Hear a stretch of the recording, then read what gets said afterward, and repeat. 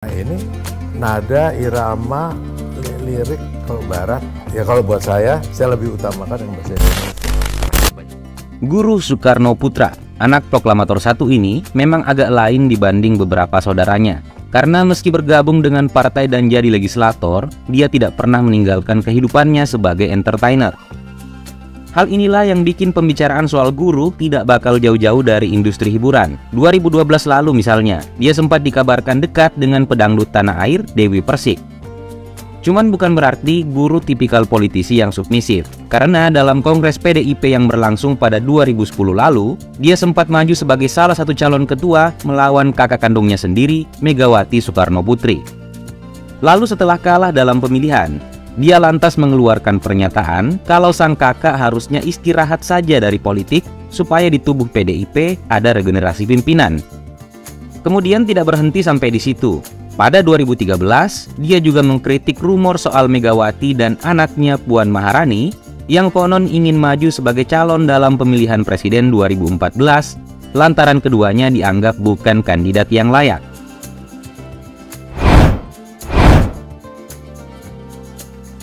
Muhammad Guru Irianto Soekarno Putra lahir 13 Januari 1953 di Jakarta. Seperti kita tahu, dia adalah anak dari istri ketiga Soekarno, Fatmawati. Guru adalah yang paling menonjol dalam urusan bakat seni di antara saudaranya. Sejak usia 5 tahun, dia sudah bisa menari Jawa, Sunda, dan Bali, lalu membuat pementasan sendiri. Kemudian saat belajar di SD dan SMP perguruan Cikini, dia beberapa kali dapat kesempatan tampil di Televisi Republik Indonesia atau TVRI sebagai pianis yang mengiringi teman-temannya di sekolah. Dalam periode yang sama, saat berusia 10 tahun pada 1965, Guru memang membentuk band The Big G yang merilis album perdana berisi lantunan musik gamelan Bali pada 1975 dengan tajuk Guru Gipsy. Setelah masa SMP-nya berakhir, dia lantas lanjut ke SMA Negeri 25 Jakarta, kemudian menghabiskan waktu belajar ragam jenis kesenian dari banyak maestro. Dalam urusan seni tradisional, Guru dilatih oleh Iwayan Dia, Iwayan Rindi, Anak Agung Ayu Oka, Niketut Reneng, Inyoman Kakul, I Gusti Kompiang Raka, Anak Agung Gedeng Ngurah Mandera, Imade Gerindem, juga Serimpi Bedoyo bersama Raden Ayu Laksminto Rukmi. Sedangkan untuk urusan musik, dia belajar langsung dari komponis terkemuka macam Mokhtar Embut dan Ismail Marzuki. Di periode inilah, Guru membentuk band baru bernama The Flower Potmen pada 1970. Lalu di saat bersamaan, dia juga sering kongko bareng sesama seniman di Taman Ismail Marzuki, kemudian ikut latihan teater di Sanggar Teater Kecil besutan Arifin C. Nur, sutradara yang mengarahkan film propaganda legendaris di rezim Orde Baru, Pengkhianatan G30 SPKI. Ketika lulus dari SMA, Guru sempat kuliah arkeologi di Universiteit van Amsterdam, namun tidak selesai dan hanya bertahan 3 tahun dari 1971 hingga 1974. Dia baru melanjutkan kuliah pada 2005 dan selesai pada 2008. Di S1 Ilmu Administrasi Negara, Sekolah Tinggi Ilmu Administrasi Mandala Indonesia atau STIAMI. Rentang yang sama dengan rumah tangganya bersama penari asal Uzbekistan, Guseinova Sabina Fatmawati, perempuan yang dia nikahi pada 20 September 2002 lalu bercerai pada 2009.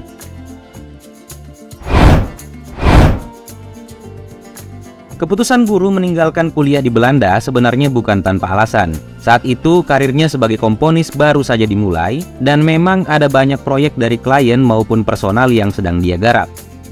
Sebut saja misalnya film Ali Topan Anak Jalanan yang tayang 1977, Puspa Indah Taman Hati dan Gita Cinta dari SMA pada 1979, Untukmu Indonesiaku dan Roman Picisan pada 1980, serta Sembilan Wali atau Wali Sanga pada 1985. Sementara untuk proyek pribadi, ada banyak karya yang harus dibuat untuk mengejar kesuksesan albumnya Guru Gipsy, termasuk eksperimen musiknya Suara Mahardika yang dibentuk pada 1977, kemudian mentas perdana pada 1979.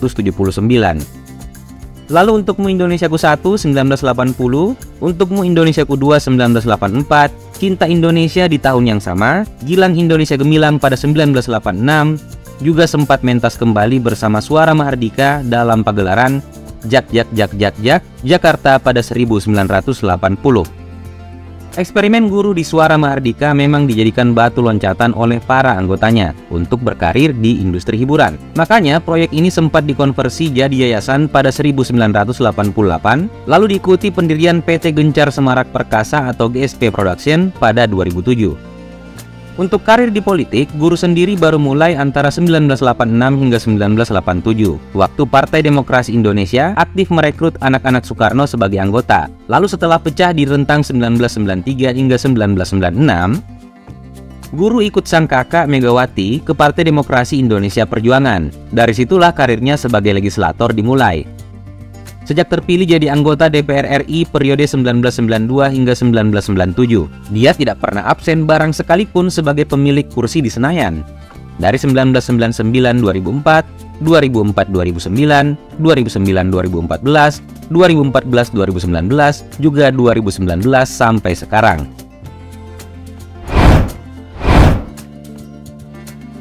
Dengan karir yang panjang di industri seni dan hiburan, wajar kalau akhirnya guru lebih banyak diapresiasi untuk bidang yang sama, bukan dalam karirnya sebagai politisi. Pada 1978 misalnya, dia dapat penghargaan PDA Ilustrasi Musik dan Film, kemudian pada 1986, dia didapuk sebagai orang muda berkarya Indonesia oleh Indonesia Jazzes, lalu dapat Chevalier d'El dari pemerintah Prancis pada 1991.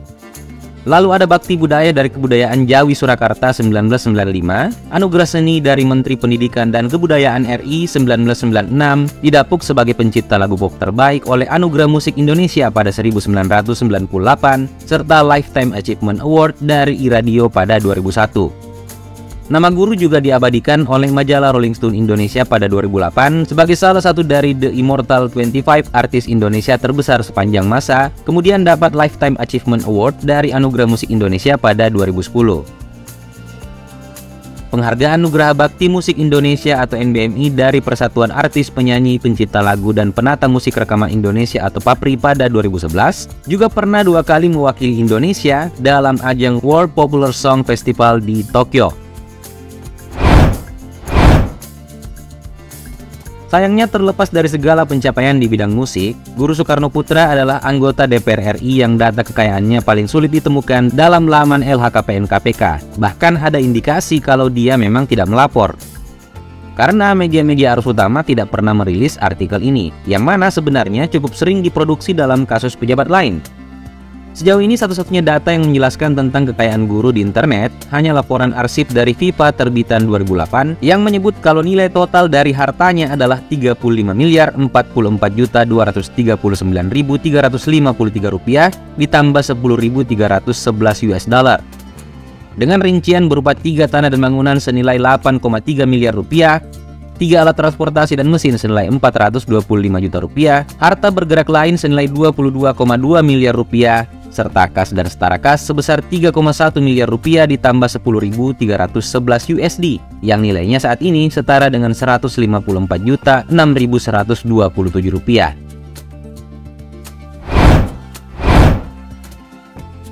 Lalu bagaimana kabar politisi kum musisi ini sekarang? Well, selain berita kehadirannya dalam acara tasyakuran anak presiden, Kaisang Pangarep dan istrinya Erika Gudono pada 11 November 2022 lalu.